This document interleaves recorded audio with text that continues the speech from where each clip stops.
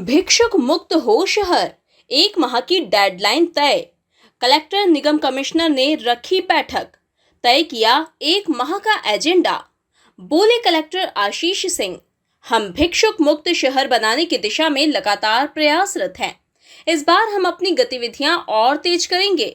आदतन भिक्षा मांगने वाले ही चुनौती, उन्हें उनके मूल स्थान या अन्य जगह शिफ्ट करेंगे।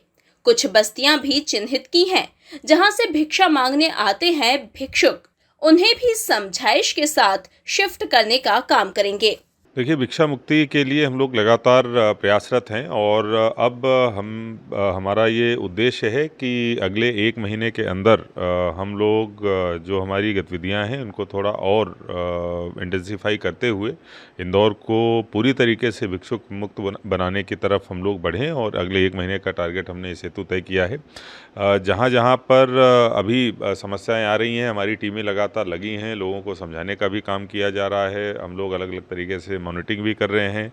हमारे साथ जो एनजीओ जुड़ा हुआ है उनके द्वारा भी उनकी ट्रेनिंग आदि की व्यवस्था, रिहेबिलिटेशन आदि की व्यवस्था कराई जा रही है। लेकिन फिर भी जो देखने में आ रहा है कि कुछ इस प्रकार के जो आदतन भिक्षा मांगने वाले लोग हैं, हमको उनको किसी न किसी तरीके से जो उनका मूल स्थान है जहाँ से आए हैं वहाँ पे भी उनको भेजने की कार्रवाई करनी पड़ेगी। कुछ लोगों को हमको हो सकता है कि कहीं दूसरी जगह पर शिफ्ट भी करना पड़े।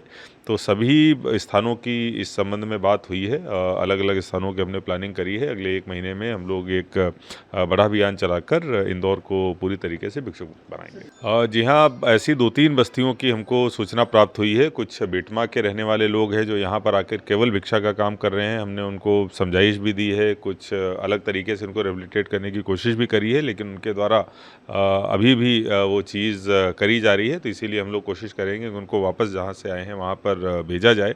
और इसके अलावा अगर इस प्रकार से इसी तरीके के दूसरे पॉइंट्स आते हैं तो उन पर भी यही कार्रवाई करें। देखिए, ऐसा कोई बस्तियों के रिमूवल की आवश्यकता नहीं है। हम लोग लेकिन रिहेबिलिटेशन जरूर कराएंगे। अगर प्रधानमंत्री आवास की आवश्यकता होगी तो हम लोग वो भी कराएंगे। लेकिन अगर जैसा देखने में आ रहा है कि ऐसे जो लोग हैं वो न केवल खुद भिक्षावृत्ति में शामिल हैं बल्कि अपने बच्चों से भी या तो भिक्षा मंगवाते हैं या फिर पेन या गुब्बारे जैसी चीज़ें उनसे जो है वो विक्रय कराते हैं, जो पूरी तरीके से गलत है। तो हो सकता है कि हमको थोड़े बहुत कड़े निर्णय इस संबंध में लेने पड़े, लेकिन उनके भविष्य के लिए, बच्चों के भविष्य के लिए हमको ये करना पड़ेगा।